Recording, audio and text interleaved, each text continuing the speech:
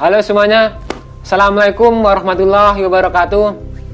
Kembali lagi dengan saya Rahmat Thohir. Saya dari jurusan Teknik Mesin DP 17250018. Di pertemuan 9 ini saya diberikan tugas oleh Bapak Meki tentang manajemen dan sistem manufaktur, tentang tata letak fasilitas pabrik. Baiklah, kita mulai pada definisi dan pengertian tentang pabrik atau industri. Pabrik adalah setiap tempat di mana faktor-faktor, mesin, peralatan, orang yang tergabung dalam sebuah sistem produksi yang menghasilkan suatu produk secara efektif, aman, dan efisien. Nah, pabrik sendiri umumnya merupakan satu jenis industri yang menghasilkan salah satu produk jadi atau finished goods product. Oke, selanjutnya kita masuk ke klasifikasi industri atau pabrik berdasarkan aktivitas yang dihasilkan atau dilaksanakan sebuah industri itu atau pabrik. Yang pertama itu ada industri penghasil bahan baku, di mana industri ini mengolah sumber daya alam yang menghasilkan bahan baku. Contohnya seperti pengolahan biji besi, industri perminyakan. Itu adalah industri penghasil bahan baku. Yang kedua, ada industri manufaktur, di mana industri ini memproduksi bahan produk setengah jadi. Contohnya seperti industri permesinan dan industri mobil. Selanjutnya, itu klasifikasi industri berdasarkan aktivitas yang dilaksanakan.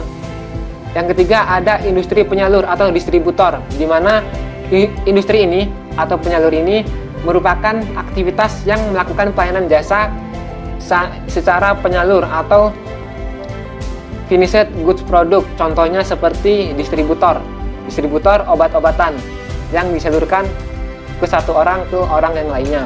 Kemudian ada industri pelayanan jasa atau service industry. Aktivitasnya bergerak dalam bidang pelayanan atau jasa, baik dalam memberikan pelayanan atau jasa, contohnya seperti bank, jasa angkutan, dan rumah sakit. Kemudian klasifikasi yang selanjutnya itu producer goods industry.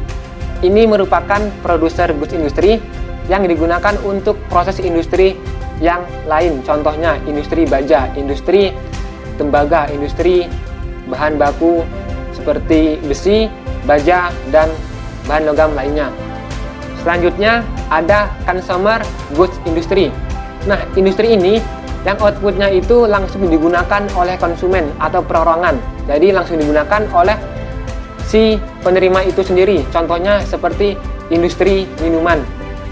Nah, ada klasifikasi proses industri manufaktur.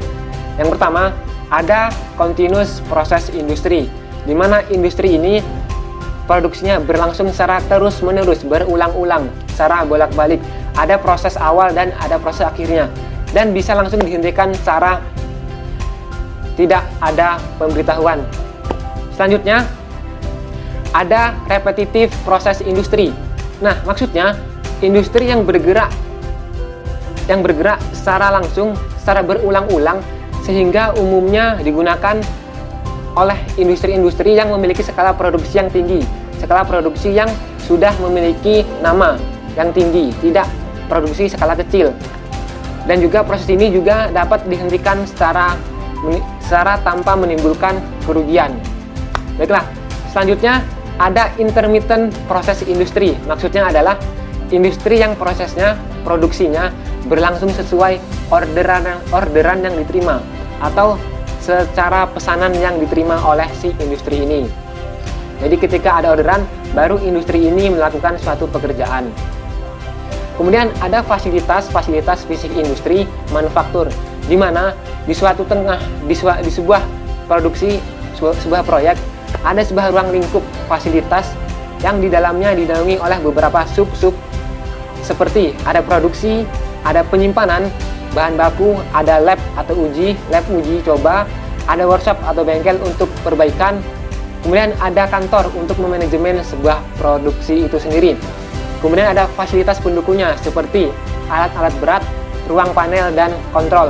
Kemudian ada pendukungnya seperti lavatory, parkir, taman, kantin, dan area olahraga untuk kegiatan sehari-hari pegawai.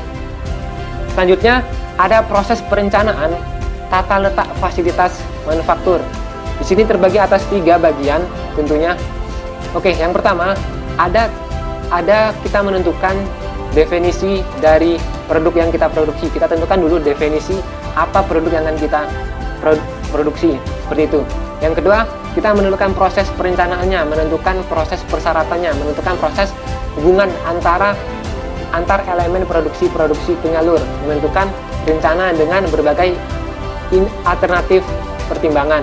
Kemudian kita melakukan evaluasi, dan yang terakhir memilih rencana fasilitas yang tepat untuk digunakan untuk produksi kita nantinya.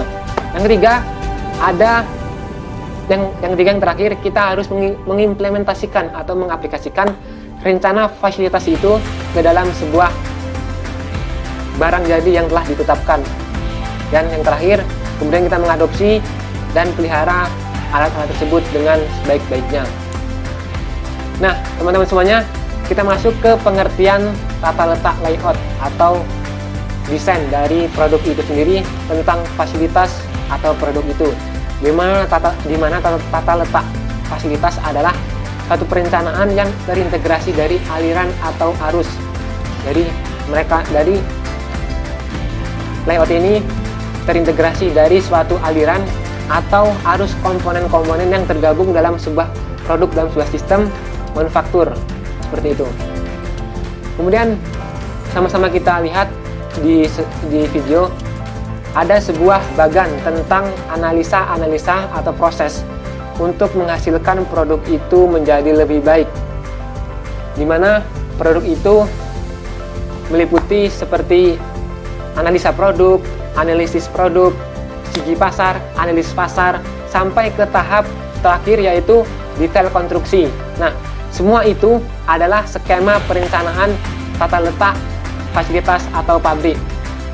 Baik, teman-teman semuanya, kita masuk ke jenis persoalan tata letak fasilitas atau produk yang sering timbul. Nah, di sini ada persoalan yang timbul terkait tata letak hanya pada perencanaan fasilitas baru.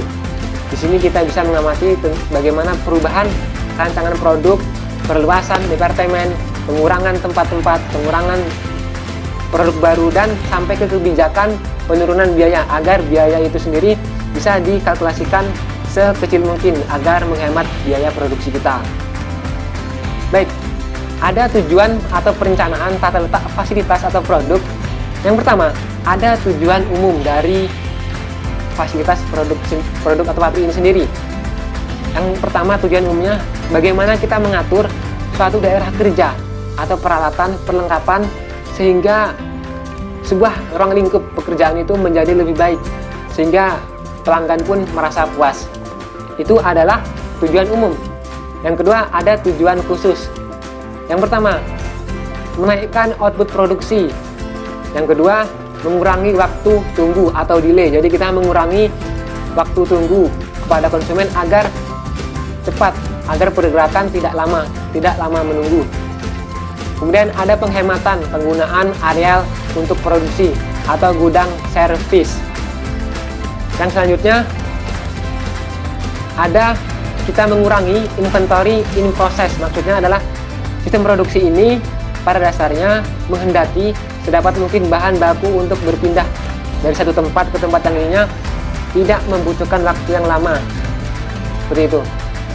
Kemudian selanjutnya dari tujuannya sendiri adalah mengurangi risiko bagi kesehatan dan keselamatan kerja dari operator. Begitu perencanaan tata letak dari segi komponen, tempat, desain layout, kita mengurangi risiko agar si pelanggan dapat menikmati dengan leluasanya. Nah, selanjutnya kita menciptakan agar mempermudah aktivitas supervisi. Maksudnya adalah tata letak fasilitas atau produk yang baik akan mempermudah aktivitas supervisi. Misal, dengan meletakkan kantor atau gedung di atas, maka kita bisa mempermudah pengambilan atau penjemputan barang itu sendiri. Selanjutnya, ada pertimbangan-pertimbangan dalam perencanaan tata letak fasilitas atau pabrik ini sendiri. Nah, yang dipertimbangkan adalah kita menangani peralatan material, persyaratan ruang dan kapasitasnya.